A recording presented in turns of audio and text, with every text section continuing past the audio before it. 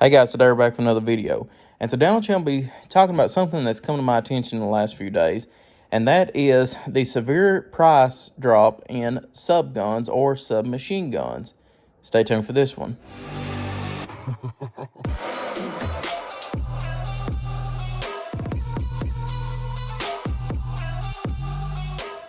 Alright guys, we're back.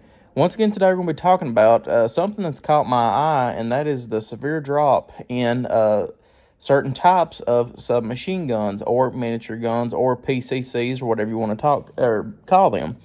That being said, the first one I seen was actually on EuroOptic.com, which was offering a $500 gift card with any purchase of certain types of firearms. And the most ones I've seen was B&T. All the B&T firearms that was in the sub-gun category, meaning like 9mm, 45, and I've actually been looking for a 10mm, but haven't been able to find one.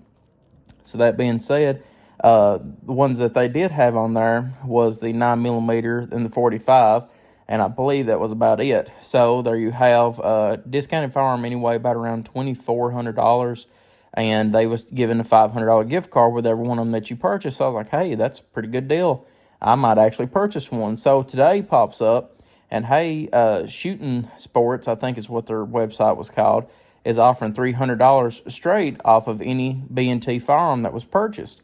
So this kind of raised my eyes, and I've commented in a few of the B&T Facebook groups, and everybody didn't really say much about it, but they have also seen the correlation in between a lot of them being dropped. And I was like, is this something just with B&T, like they're getting ready to release a new model or something like that?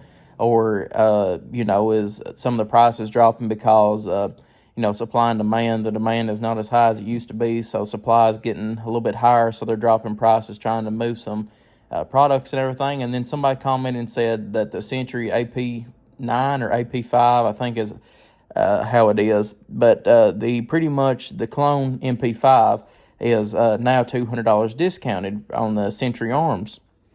And I was like, this might be something to look into, and I got on to Reddit and started looking, and everybody on there is already saying the same thing. And somebody is hypothesizing that a lot of the vendors have been tipped off about the new ATF rules coming in. And that being said, I'm guessing that somebody has either made the remark to a vendor or has leaked it that the ATF will be banning braces. So that being said, the amount of braced firearms I have are less than the amount of firearms I have, percentage-wise anyway, whenever it comes to like 50-50 percentage anyway. But I've got a few, don't get me wrong, and if it come down to it, would I SBR one? That's another question in and of itself. I do a little bit of traveling here and there, and I take a lot of firearms across state, or I take firearms across state lines whenever I do my traveling or whatever else. And anytime that you have an SBR, it pretty much complicates it to its fullest amount. That being said, whenever you have to take an SBR across state lines, you first have to get approval through the ATF. You have to let them know when you're coming in, when you're leaving, when you suspect to be back home. And not only that, but even your own laws actually carrying inside of your state, such as here in Kentucky, which this is kind of a federal regulation. There's no actual SBR or SBS or fully automatic firearm laws in the state of Kentucky, but under federal law, you cannot have a SBR in the vehicle that is not secured by, say, a cuff lock or a lock that's actually to the vehicle, meaning that somebody can bust out your window and steal it. You actually cannot leave it in a unmanned vehicle without it being locked up. You can't leave one in the chamber. And you also, whenever it's inside your house, if you're not present, meaning like say you're going to work or anything else, if you have people in the house that's not on your tax form whenever you fill it out, such as like I'm trying to think even what it's called whenever you go like through a bank and make this, that, and the other, but you can actually put multiple people on it. But if there's somebody in the house that's not on it, then whenever you're going to work, you can't actually have it out. You have to put it in storage. That's why I've really never been into SBRs and SBSs and suppressors, really, because it's not with the $200 tax stamp. I could care less about that, but it's more the laws that you have to follow and pretty much walk a very thin line with. and that's why I've never done it. And that's why whenever braces kind of come out, I got really heavy into them, because it's pretty much the same exact thing. Let's not kid ourselves, but at the same time, there is some regulations whenever it comes to not having vertical grips, not being able to shoulder it, this, that, and the other. Sometimes you can, sometimes you can't. There's been a lot of rulings over it that some of them have made sense, some of them have not. And then the new one that they proposed the other day with if you have this, that, and the other on it, it's considered an SBR. If you don't have this, that, and the other, it's not considered SBR.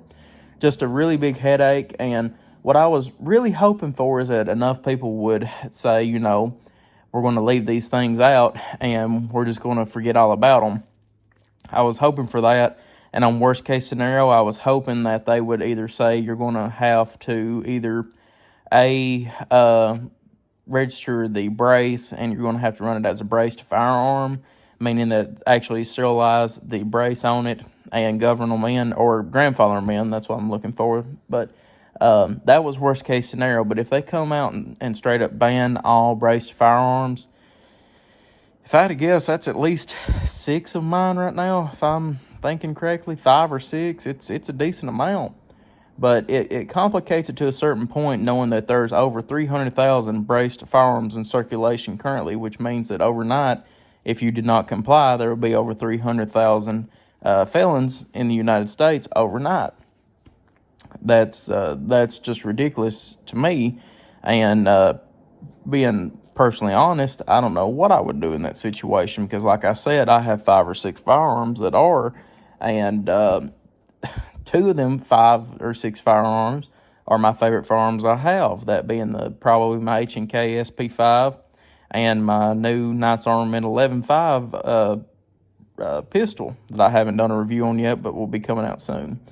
But that being said, I don't know what is going on. I hope that this is just something like, say, with a supply and demand issue, but now with them releasing a $200 rebate off of the Century Arms AP5, whenever them are possibly, if not the most selling firearms in the MP5, SP5 category, besides maybe a Zenith, it kind of makes you raise an eyebrow. But guys, let me know what y'all think. Let me know what y'all think as well about possibly a brace ban, or what you all think will be happening with that. But I'd like to hear back from y'all guys. Thank y'all for viewing. Like and subscribe for more gun reviews, and I'll see y'all in the next video.